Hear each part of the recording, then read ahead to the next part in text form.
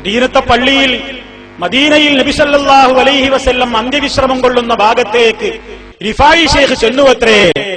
Rifai Sheikh ചെന്നിട്ട് അള്ളാഹുവിന്റെ റസൂലിനെ വിളിച്ചുകൊണ്ട് രണ്ടുവരി പദ്യം ചൊല്ലി എന്നാണ്.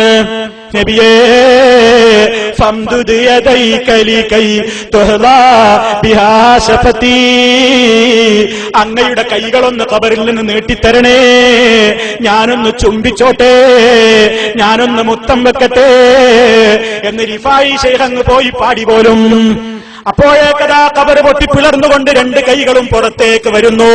റിഫായി ചുംബിച്ചു എന്ന് കള്ളക്കഥ പ്രചരിപ്പിക്കുന്നില്ലേ?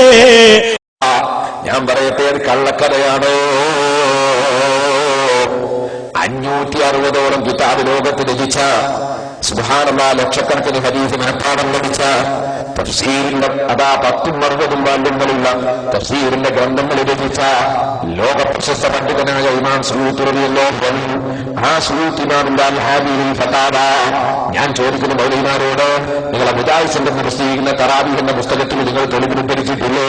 ദുർവ്യാഖ്യാനം ചെയ്തുകൊണ്ടാണെങ്കിലും ആ ഇമാം സുയൂത്തിയെ നിങ്ങൾ ഇമാം സുയൂത്തി റളിയല്ലാഹു എന്ന് പറയുന്നില്ലേ? ആ ഇമാം സുയൂത്തിയല്ലേ അവിടുത്തെ ഹാദിയിൽ ഫതാവയിൽ ബഹുമാനപ്പെട്ട അഹ്മദുൽ കബീർ റിഫായി തങ്ങളുടെ ചരിത്രം പറഞ്ഞുകൊണ്ട് എഴുതിയത്?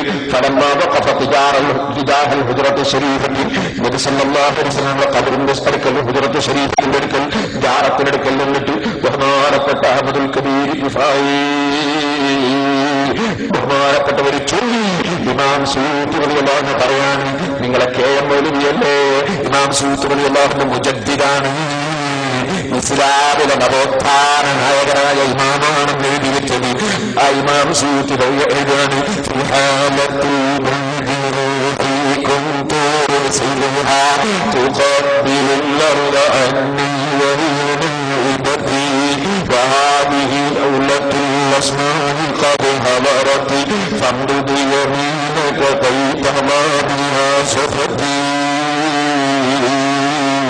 നബി സല്ലല്ലാഹു അലൈഹി വസല്ലം തങ്ങളുടെ റൗള ശരീഫിനടുക്കൽ അഹ്മദുൽ കബീർ റിഫായി തങ്ങൾ ചെന്നിട്ട്, നബിയേ, ദുരഭിക്കുയിൽ നിന്റെ ആത്മാവിനെ ഇങ്ങോട്ട് ഇങ്ങോട്ട് അയച്ചിട്ട് ഇവിടുത്തെ മണ്ണ് ചുംബിച്ച് തിരിച്ചു വരാറുണ്ട്.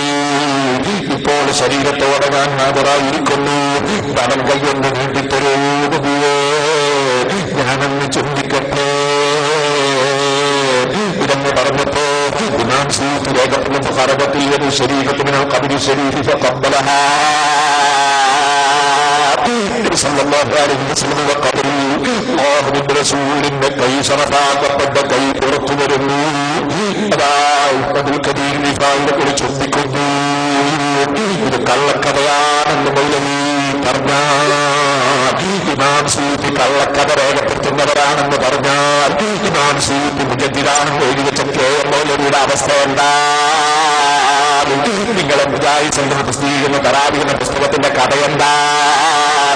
ഇമാം സുയൂത്തി കള്ളക്കഥ എഴുതുന്ന ആളാണ്.